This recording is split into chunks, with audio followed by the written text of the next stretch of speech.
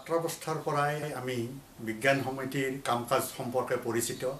বিশেষকৈ বিজ্ঞান জ্যোতিসম আলোচনীখন আমি ছাত্ৰাৱস্থাত খুব আগ্ৰহেৰে পঢ়িছিলোঁ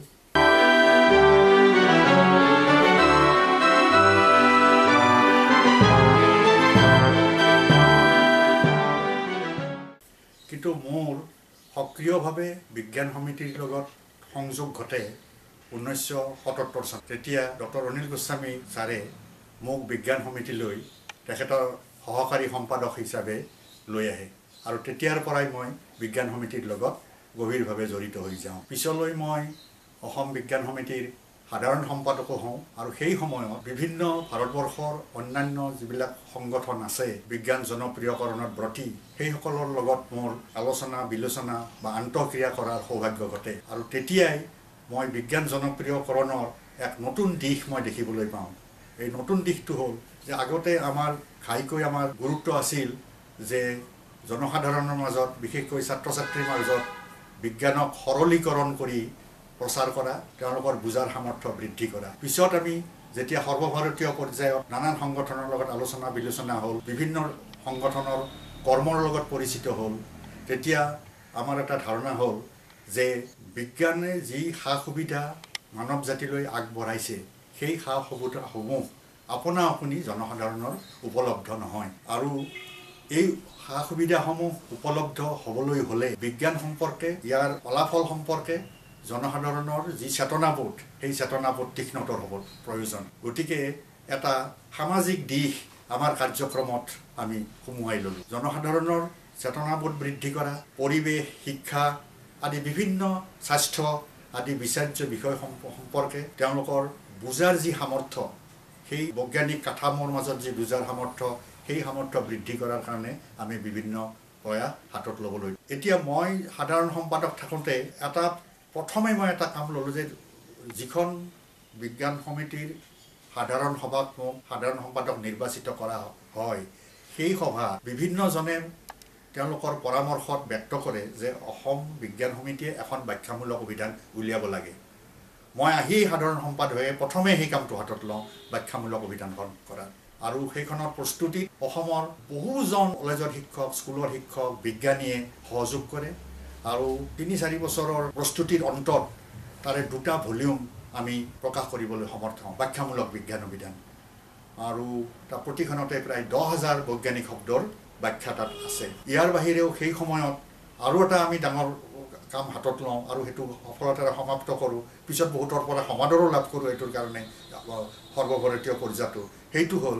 যে স্কুলত বিজ্ঞান শিক্ষা প্ৰদান কৰাৰ কাৰণে বিভিন্ন সঁজুলি যাতে স্কুলৰ শিক্ষকে সহজে পায় ছাত্ৰ ছাত্ৰীয়ে ব্যৱহাৰ কৰিব পাৰে তাৰ কাৰণে আমি সঁজুলি বাকচ এটা নিৰ্মাণ কৰি উলিয়ালোঁ বিজ্ঞান শিক্ষাৰ সঁজুলি বাকচ সেইটো এটা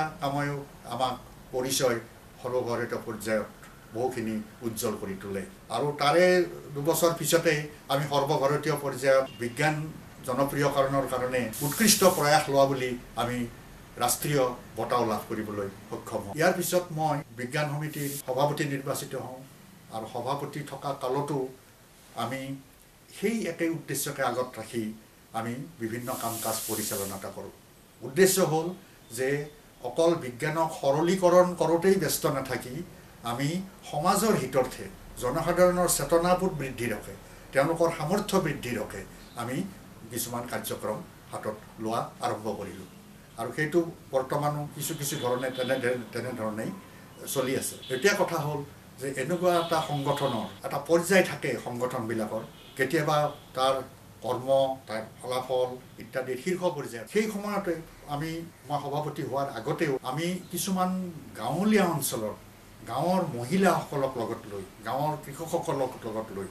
কিছুমান কৰ্মশালা পাতিছিলোঁ আমি নিজেই গৈছিলোঁ তালৈ আৰু তাত কৃষি বিজ্ঞানী গৈছিলে স্বাস্থ্য কৰ্মী গৈছিলে চিকিৎসক গৈছিলে আৰু জনস্বাস্থ্যৰ উন্নতিৰ হকে কৃষিৰ উন্নতিৰ হকে তেওঁলোকৰ যিবিলাক অসুবিধা ভোগ কৰিছে সেই সম্পৰ্কে আমি তেওঁলোকৰ লগত পৰস্পৰে আলোচনা কৰিছিলোঁ তেওঁলোকে নিজেই কি ব্যৱস্থা হাতত ল'ব লাগে সেই সম্পৰ্কে আলোচনা কৰিছিলোঁ আৰু মোৰ এতিয়াও ভাল লাগে যে সেই সময়ত আমি কিছুমান অঞ্চলত এনেকুৱা কৰ্মশালাৰ পিছত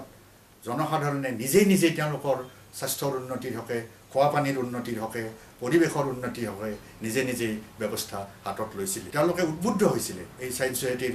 কাৰ্যকলাপত অংশগ্ৰহণ কৰি পেলাই সভাপতিৰ কাৰ্যকালতো আমি এই ধৰণৰ বিভিন্ন কাৰ্যক্ৰম চলাই গৈছিলোঁ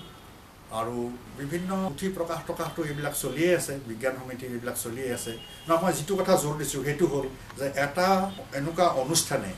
যেতিয়া কাৰ্যক্ৰম আৰম্ভ কৰে তেনেকুৱা তাৰ ইতিহাসৰ কোনো পৰ্যায়ত ইয়াৰ কাৰ্যক্ৰমণিকা শীৰ্ষ পৰ্যায়ত থাকে তাত অধিক সংখ্যক তাত কৰ্মী নিয়োজিত হয় স্বেচ্ছাসেৱক নিয়োজিত হয় আৰু কেতিয়াবা দেখা যায় প্ৰায়বোৰ সংগঠনৰ ক্ষেত্ৰতে এইটো স্বেচ্ছাসেৱী সংগঠনৰ ক্ষেত্ৰত এইটো এটা পৰ্যায় আহে যে তেতিয়া তাৰ অলপ সামান্য ধীৰ গতিত কাম কাজ চলিবলৈ ধৰে কিন্তু এইটো মানে নহয় যে তাৰ সেই ধীৰ গতিটো সেইটো এটা চিৰস্থায়ী অৱস্থা প্ৰাপ্ত হ'ব আকৌ সি আগৰ অৱস্থালৈকে সি আহি যাব খালি কৰ্মীসকলৰ সদিচ্ছাৰ ওপৰত নিৰ্ভৰ কৰি কাম কাজ আৰু সামাজিক যিবিলাক প্ৰত্যাহ্বান সামাজিক যিবিলাক সমস্যা দেখা দিছে সেই সমস্যাসমূহৰ বিজ্ঞানৰ প্ৰযুক্তিৰ সহায় কেনেধৰণে সমাধান কৰিব পাৰি সেই সম্পৰ্কে চিন্তা চৰ্চা কৰি আগবাঢ়িলেই হয় মই আৰু এটা উল্লেখ কৰিব খোজোঁ যে সেই সময়ত মই সামাজিক কথাটোৰ ওপৰত এইকাৰণে জোৰ দি আছোঁ সেই সময়ত আমি এটা সৰ্বভাৰতীয় পৰ্যায়ত আমি যেতিয়া সংগঠনবিলাক লাগো তেতিয়া এটা কথা ওলাইছিল যে বিজ্ঞান আৰু প্ৰযুক্তিবিদ্যাৰ ফলাফলসমূহ যদি ৰাইজৰ মাতলৈ আহিব লাগে ৰাইজে যদি সেই ফলাফল লাভ কৰিব লাগে তেতিয়াহ'লে তেওঁলোকৰ চেতনাবোধ বৃদ্ধি হ'ব লাগিব তেওঁলোকৰ বৈজ্ঞানিক কথাবিলাক বুজাৰ ক্ষমতা বৃদ্ধি হ'ব লাগিব সেইটো ঠিকেই কিন্তু দেশত যিটো নিৰক্ষৰতাৰ প্ৰাদুৰ্ভাৱ এই নিৰক্ষৰতা এনেধৰণে চলি থাকিলে এই কাৰ্যক্ৰমত বেছি দূৰ আগবঢ়াব নোৱাৰি গতিকে এনেকুৱা সংগঠনে নিৰক্ষৰতা দূৰীকৰণতো অংশগ্ৰহণ ল'ব লাগে ইতিমধ্যেই আমাৰ ধৰণে এটা সহযোগী সংগঠন কেৰালা শাস্ত্ৰ সাহিত্য পৰিষদে কেৰালাত তেওঁলোকে নিৰক্ষৰতা দূৰীকৰণৰ অভিযান চলাই সফল হৈছিল আৰু এক সৰ্বভাৰতীয় দৃষ্টান্ত তেওঁলোকে দাঙি ধৰিছিল তাৰেই আৰ্হিতে সমগ্ৰ ভাৰতত এই সংগঠনবিলাক লগ লাগি নিৰক্ষৰতা দূৰীকৰণৰ কাম কাজতো নিজকে আত্মনিয়োগ কৰে আৰু অসম বিজ্ঞান সমিতিয়েও আমি এই কামত আত্মনিয়োগ কৰিছিলোঁ আৰু বহু ক্ষেত্ৰত সফলো হৈছিলোঁ পিছলৈ এটা জ্ঞান বিজ্ঞান সমিতিয়ে এই কাৰ্যক্ৰমৰ পৰাই জন্ম